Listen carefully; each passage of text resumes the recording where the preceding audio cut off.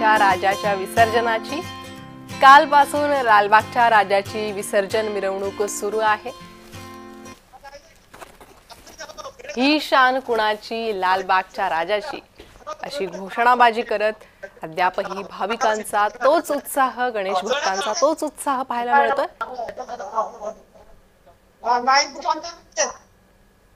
तर लालबागच्या राजाची ही विसर्जन मिरवणूक गुलालाची उधळण करत ही विसर्जन मिरवणूक पुढे मार्गक्रमण करत आहे।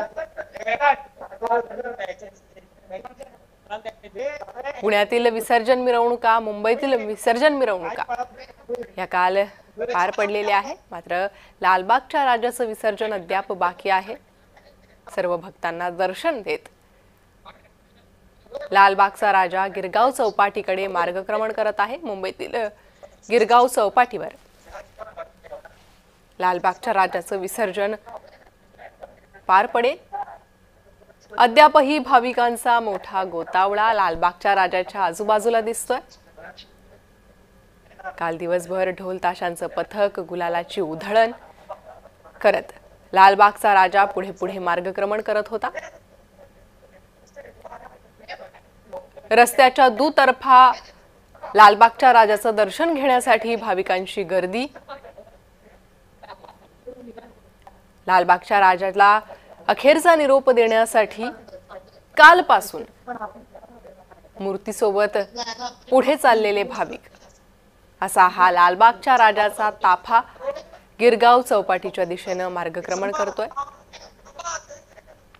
थोड्याच वेळात मुंबईतील गिरगाव चौपाटीवर लालबागच्या राजाचं विसर्जन पार पडेल। मिरवणुकीत मोठ्या संख्येने भाविक उपस्थित असल्याचं पाहायला मिळतंय। एकदंत विघ्नहर्ता गणपती बाप्पा याची विसर्जन मिरवणुका काल दिवसभर पार पडल्या। सध्या या विसर्जन मिरवणुकीत अनंत अंबानी सहभागी झाल्याचं दृश्यांच्या माध्यमातून पाहायला मिळतंय। तर थोड्याच वेळात गिरगाव चौपाटीवर तराफ्यात बसून खोल समुद्रात लालबागच्या राजाचं विसर्जन करण्यात येईल। त्याआधी आरतीचा जल्लोष पाहायला मिळेल। गिरगाव चौपाटीवर लालबागच्या राजाची भव्य आरती पार पडेल। नवसाला पावणारा राजा अशी ख्याती आहे लालबागच्या राजाची। लालबागची जी जागा आहे त्या ठिकाणी ती जागा व्यापाराला मिळावी असा नवस स्थानिक मच्छीमार आणि व्यापाऱ्यांनी केला होता। तो नवस पूर्ण झाल्यानंतर पहिल्यांदा 1934 मध्ये लालबागच्या राजाची मूर्तीची स्थापना लालबाग या ठिकाणी करण्यात आली आणि तेव्हापासून आज तागायत लालबागच्या राजाची परंपरा कायम, स्थापनेची परंपरा कायम आहे। बदल झालाय तो फक्त ख्यातीचा। आता लालबागचा राजा जगभर प्रसिद्ध झालेला आहे। परदेशातून लालबागच्या राजाच्या दर्शनासाठी लोक येत असतात, मागणं मागत असतात, राजाला नवस करतात आणि तो नवस फेडण्यासाठी दरवर्षी भाविकांची लगबग होत असते। 1950 नंतर लालबागच्या या राजाची प्रसिद्धी वाढत गेली आणि लालबाग परिसरात गणेशोत्सवानिमित्त होणारी गर्दी ही वाढतच गेली। भाविकांची रीघ लागते। दुरून दुरून लालबागच्या राजाच्या दर्शनासाठी, त्याची एक झलक पाहण्यासाठी भाविक मुंबईला येतात, लालबाग परिसरात जमा होतात। त्यामुळे या 10 दिवसात लालबाग परिसर कच्चून भरलेला असतो। दिवस रात्र भाविक यांची मांदियाळी या परिसरात असते। मिरवणूक सध्या सुरू आहे आणि या संदर्भातले अपडेट घेणार आहोत आमच्या प्रतिनिधी ज्योत्स्ना गंगणे यांच्याकडून। ज्योत्स्ना, कालपासून लालबागच्या राजाची ही विसर्जन मिरवणूक सुरू आहे, आजही तोच उत्साह। प्रणिता, अगदी आपण बरोबर बघतोय की ज्या पद्धतीने लालबाग राजाचा म्हणजे एक लोकप्रियता आहे, तितक्याच मोठ्या संख्येनं जे आहे ते भाविक तितक्या मोठ्या संख्येनं लालबाग राजाच्या दर्शनाला तर तितक्याच मोठ्या श्रद्धेने जे आहे ते भाविक लालबागच्या राजाला निरोप देण्यासाठी पण येतात आणि त्याचमुळे लालबागच्या राजाची जी आहे ती एक मोठी भव्य मिरवणूक जी आहे ती मुंबईमध्ये निघत असते। आणि लालबागचा राजा गणपती जो आहे तो सध्या ओपेरा हाऊस या ठिकाणी पोहोचलेला आहे आणि आणखीन बरेच तास जे आहे ते गणपती विसर्जनाला लागणार आहे। मात्र ज्या दिमाखामध्ये लालबागच्या राजाची जी आहे ती विसर्जनासाठी जी मिरवणूक निघालेली आहे ती खरोखर एक एक लाईफ टाईमचा तो अनुभव आहे आणि त्याचमुळे जे आहे ते मराठी ढोल ताशा परंपरेने जे आहे ती मिरवणूक केली जाते। इतकंच नव्हे तर लालबाग राजाच्या मिरवणुकीमध्ये जे आहे बघतो की बायकाळ्याच्या एका मस्जिदच्या समोर सुद्धा लालबागचा राजा जो आहे त्याला थांबवून जी आहे ती एक भाविक आहे जे मुस्लिम भाविक आहेत ते सुद्धा लालबागच्या राजाचं दर्शन घेत असतात। त्यामुळे हिंदू मुस्लिम एकता त्याचबरोबर मराठी एक संस्कृती मराठी परंपरेच्या नुसार जे आहे ते लालबागच्या राजाचं विसर्जन होत असतं आणि त्याचमुळे जितक्या दिमाखात लालबागचा राजा 10 दिवस जो आहे मुंबईकरांना आशीर्वाद देत असतो तितक्याच दिमाखात जे आहे त्यांचं विसर्जन पण होत असतं आणि लालबागच्या राजासाठी विसर्जनासाठी जे आहे ते मोठ्या संख्येनं पोलिसांची टीम जी आहे ती तैनात केलेली आहे आणि एका विशिष्ट पद्धतीने म्हणजे कारण मूर्ती जेवढी मोठी असते त्याच पद्धतीने तितक्या खोल जे आहे ते समुद्रात न्यावं लागतं। त्याच्यामुळे लालबागच्या राजाच्या विसर्जनाला आणखीन काही तास लागण्याची शक्यता आहे कारण खूप सारे असे समुद्रात नेण्यात येणारे तराफा आणि नेण्यात येणारे जे नाव आहेत त्या तयार आहेत। त्याचबरोबर लाईफगार्ड जे आहेत ते सुद्धा तयार आहेत।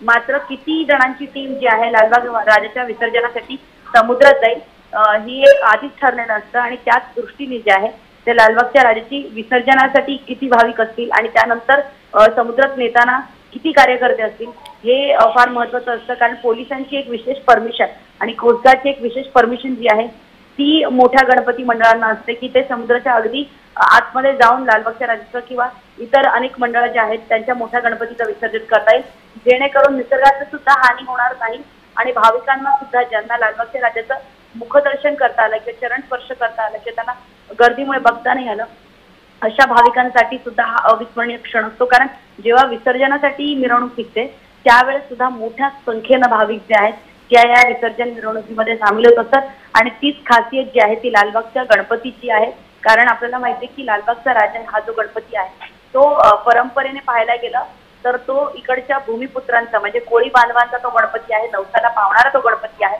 आणि त्यामुळे प्रत्येकाची इच्छा असते की एकदा तरी आपण लालबागच्या राजाचं दर्शन घ्यावं त्याचे आशीर्वाद घ्यावे आणि बरेच सारे भाविक जे आहेत ते मिरवणुकीमध्ये सुद्धा लालबागच्या राजाचं जे आहे ते आशीर्वाद घेण्याचा प्रयत्न करत असतात। त्याच्यामुळे ती गर्दी पांगवणं किंवा त्या गर्दीला मिरवणुकीमध्ये त्यांना ती सुरक्षा मिळवणं हे सुद्धा पोलिसांसमोर आणि लालबाग राजाच्या मंडळासमोर एक मोठं चॅलेंज असतं आणि तेच चॅलेंज पार करत जे आहे ते लालबाग राजाचे मंडळाचे कार्यकर्ते आणि त्याचबरोबर पोलीस जे आहेत तेच चॅलेंज पार करत अनेक भाविकांना तेव्हाच दर्शन देत असतात आणि आता आपल्याला माहिती की मोबाईलचा जमाना आहे त्यामुळे अनेक भाविक जे आहेत ते मोबाईलमध्ये सुद्धा लालबागच्या राजाच्या जेव्हा विसर्जन मिरवणुकीला लालबागचा राजा निघतो त्यावेळेस मोबाईलमध्ये त्याची चित्र त्याचा फोटो जे आहे लालबागच्या राजाचा आपल्या लाडक्या बाप्पाचा एक फोटो अविस्मरणीय क्षण जो आहे तो अनुभव असल्यामुळे एक सेल्फी काढण्याचा मोह सुद्धा त्यांना आवडत नाही आणि त्याचमुळे लालबागच्या राजाची लोकप्रियता बघता लालबागच्या राजाची एक नवसाला पावणारा म्हणता मोठ्या संख्येनं जे आहेत भाविक तिथे पोहोचलेले आहेत। आणखीन तसंच गिरगावला पोहोचायच्या पूर्वी प्रणिता आपण बघू की आणखीन मोठ्या संख्येनं जे आहेत ते भाविक या लालबागच्या राजाच्या विसर्जन मिरवणुकीमध्ये सामील होण्याची शक्यता आहे आणि गिरगाव चौपाटीला सुद्धा अनेक भाविक जे आहेत ते लालबागच्या राजाची वाट पाहत आहे।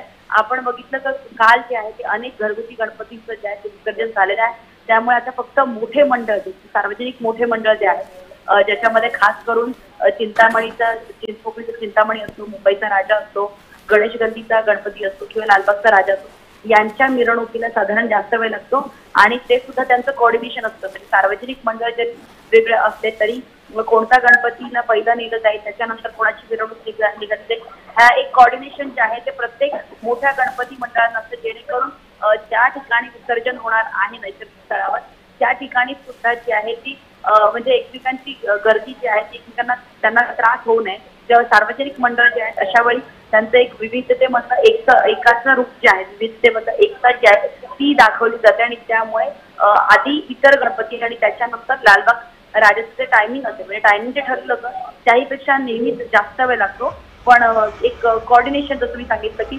सार्वजनिक गणेश मंडळाचं गिरगाव चौपाटी असतो दादर चौपाटी असतो त्या ठिकाणी मोठ्या गणपती विसर्जनाचं एक सार्वजनिक मंडळाचं अंतर्गत कोऑर्डिनेशन असतं जे पोलीस पण त्याच्यामध्ये सामील असतात हे भाविकांना इतर गणपतीचं पण दर्शन मिळावं त्याचबरोबर लालबाग राजाचं पण दर्शन मिळावं याकरता जे आहे तिथे कोऑर्डिनेशनने ते विसर्जन केलं जातं। इतकंच नव्हे तर राज्य सरकार म्हणजे आपण काल बघितलं की विसर्जनाच्या दिवशी जे आहे मुख्यमंत्री एकनाथ शिंदे, त्याचबरोबर गृहमंत्री योगेश कदम आणि रामदास आठवले केंद्रीय असे अनेक दिग्गज नेते जे आहेत ते पाहणी करायला पोहोचले होते. फक्त लालबागच्या राजासाठी जे आहे ते मोठ्या संख्येनं पोलीस दल तैनात केलेलं तर आपण बघितलं गिरगाव चौपाटीमध्ये सुद्धा जे आहे ते जवळपास 1000 पेक्षा पण जास्त पोलीस फक्त गिरगाव चौपाटी या ठिकाणी तैनात करण्यात आलेले आहेत, जेणेकरून कुठलीही जी आहे ती दुर्घटना घडू नये यासाठी कोस्टगार्ड, मुंबई पोलीस, एमपी प्रशासन यांच्याकडनं जे आहे ती विशेष काळजी घेतली जाते.